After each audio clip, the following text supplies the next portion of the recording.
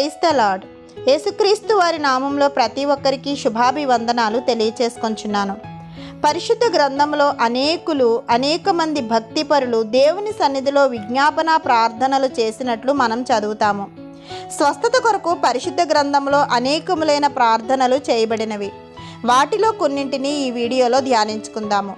మొట్టమొదటిగా ఆదికాండము 20వ అధ్యాయము 17వ వచనంలో అబీమెలెకు కొరకు అబ్రహాము చేసిన ప్రార్థన మనకి కనపడుతుంది.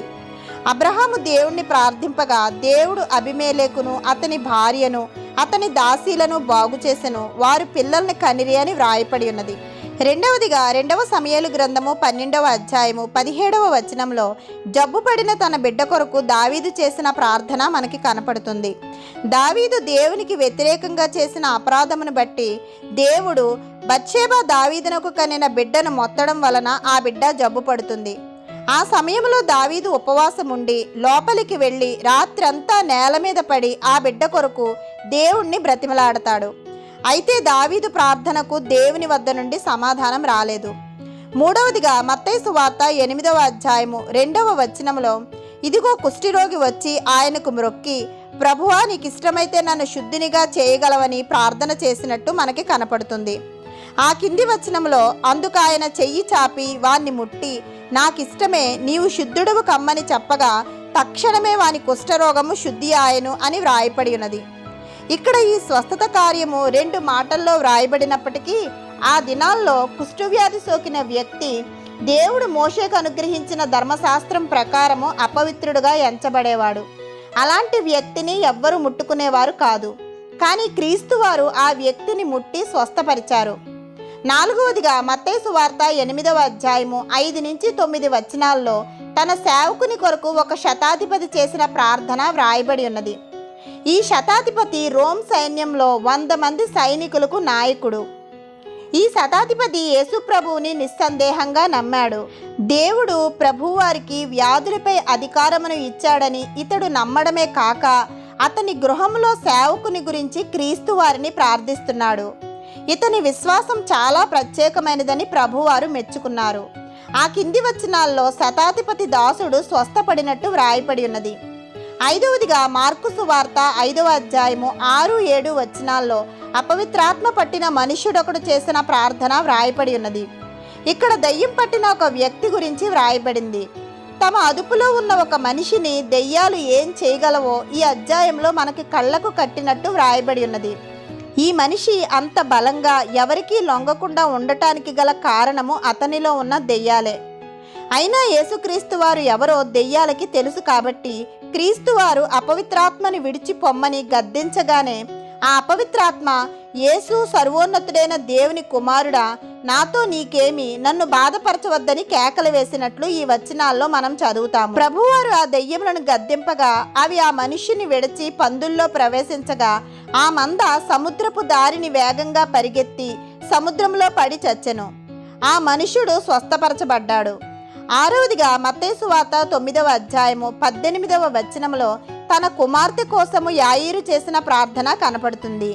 యాయీరు తన కుమార్తె చనిపోయిందని, అయినా సరే నీవు వచ్చి నీ చెయ్యి ఆమె మీద ఉంచితే ఆమె బ్రతుకుతుందని ప్రభువారిని ప్రార్థించాడు.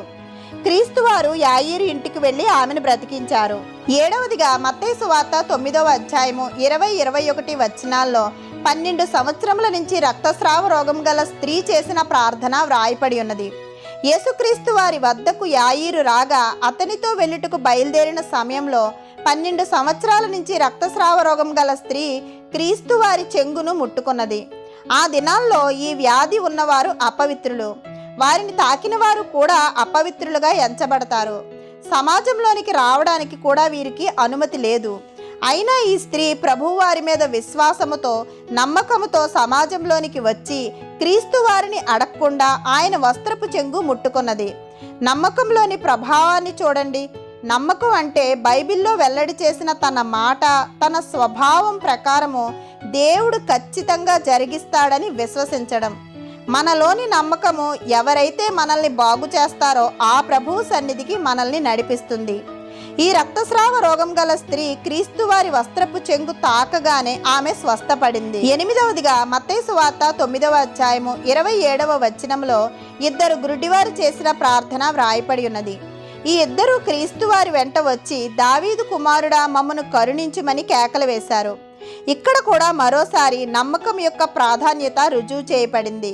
యేసుక్రీస్తు వారే దావీదు కుమారుడని, ఇశ్రాయేలు వారి అభిషేక్తుడని ఈ ఇద్దరు నమ్మి ప్రార్థించారు. యేసుక్రీస్తు వారు వారిని, ఇది నేను చేయగలనని మీరు నమ్ముతున్నారా అని అడుగగా వారు ఏ మాత్రము సందేహించకుండా, నమ్ముచున్నాము ప్రభువా అని చెప్పిరి. వెంటనే ప్రభువారు, మీ నమ్మిక చొప్పున మీకు కలుగును గాక అనగానే వారి కన్నులు తెరవబడ్డాయి. హెబ్రీలకు రాసిన పత్రిక 11వ అధ్యాయము 6వ వచనంలో, విశ్వాసము లేకుండా దేవునికి ఇష్టుడై ఉండుట అసాధ్యము.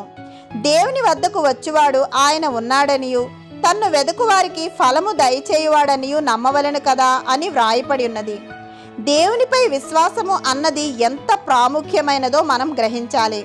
విశ్వాసము లేకుండా దేవుని వద్దకు వచ్చిన ప్రయోజనం లేదని కూడా మనం అర్థం చేసుకోవాలి. 9వదిగా మత్తయి సువార్త 15వ అధ్యాయము 21 నుంచి 28 వచనాల్లో కనాను స్త్రీ ప్రార్థన వ్రాయపడి ఉన్నది. ఈమె యూదురాలు కాకపోయినా దెయ్యం పట్టిన తన కుమార్తె యొక్క దయానీయమైన స్థితిని బట్టి ప్రభు వారిని ప్రార్థించింది. పట్టుదలతో కూడిన ప్రార్థనను ఈమె ధరించుకొని క్రీస్తు వారిని విడిచిపెట్టక సహాయం కొరకు అర్థించింది. ఈమె విశ్వాసము గొప్పదని ప్రభువారు ఈ స్త్రీతో పలుకగా ఈమె కుమార్తె స్వస్థపడింది. ఇక 10వదిగా మత్తయి సువార్త 17వ అధ్యాయము 14 నుంచి 16 వచనాల్లో తన కుమారుని గూర్చి ఒక తండ్రి చేసిన ప్రార్థన వ్రాయపడి ఉన్నది.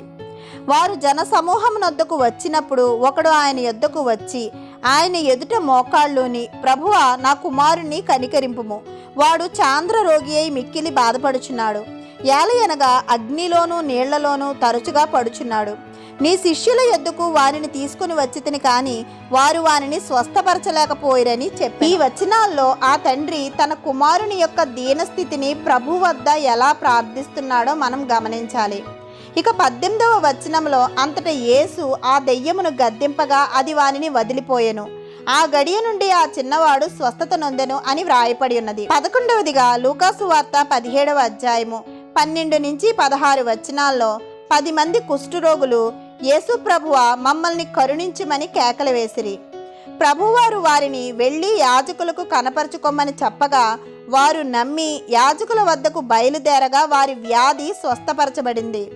12వదిగా యోహాను సువార్త 11వ అధ్యాయంలో మార్తా మరియల సహోదరుడు లాజరు చనిపోగా మరియ క్రీస్తు వారి పాదములపై పడి, ప్రభువా, నీవిక్కడ ఉండిన ఎడల నా సహోదరుడు చావకుండునని ఏడుస్తుంది.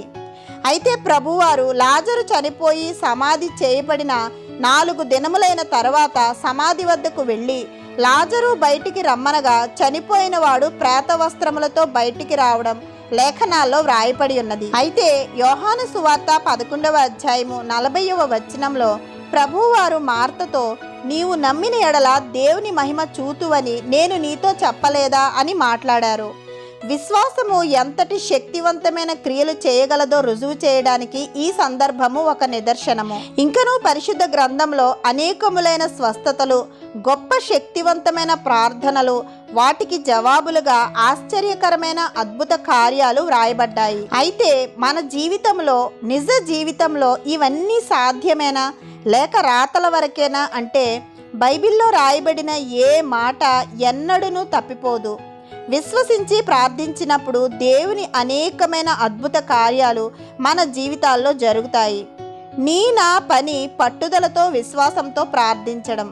మనకి అసాధ్యాలు చాలానే ఉండవచ్చు, కానీ పరమతండ్రికి సమస్తము సాధ్యమే. విశ్వసిద్దాము, దేవునిపై పరిపూర్ణంగా ఆధారపడదాము.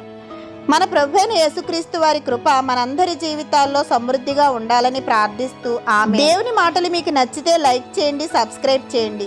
దేవుని మాటలను అనేకులకు షేర్ చేయండి. ఇంకా పరిశుద్ధ గ్రంథంలో అనేక అంశములను ధ్యానించుకోవడానికి కావలసిన దేవుని కృప నడిపింపుల కొరకు మనందరము ప్రార్థిద్దాం. ఆమేన్.